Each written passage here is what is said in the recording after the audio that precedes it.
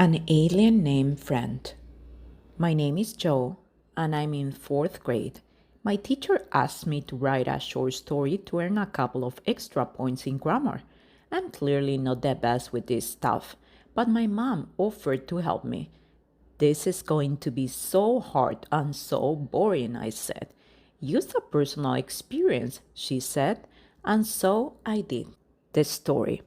It was yet another day in my galaxy when suddenly this strange creature invaded my personal space and started speaking sounding foreign. His tongue would get tangled because of the exaggerated speed of his language.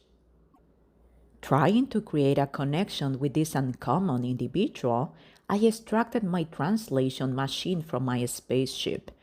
Even with the support of this device, communication was just too complex to be achieved, so I decided to use some gestures and signs. The creature slowed down, and somehow, and even without a full understanding of one another, we became connected. The next thing I remember was simply trying to follow his lead. Man, we are more alike than different, and the resemblance is undeniable, but we move and interact at such a different pace.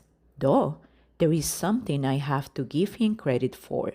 He is persistent. His universe seemed to be much more complex than mine. He presented with an intense lack of technology, and everything seemed to be harder for him. He was distracted easily by the environment, and because of that, he found himself getting in trouble often.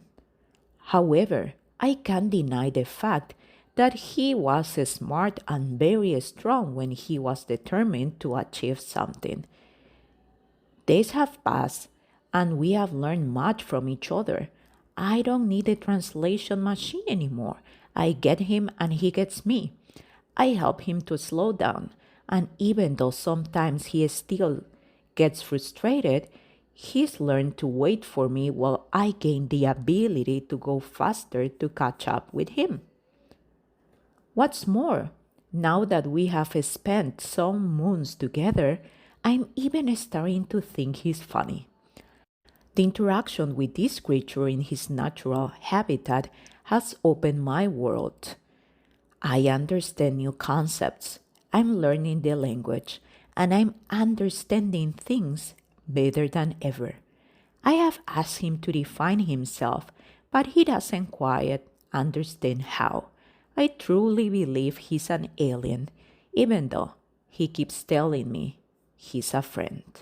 My teacher, Mrs. Donna, loved my work so much that she didn't just give me an extra credit but created a whole event for me to read this story in front of my classmates and their parents.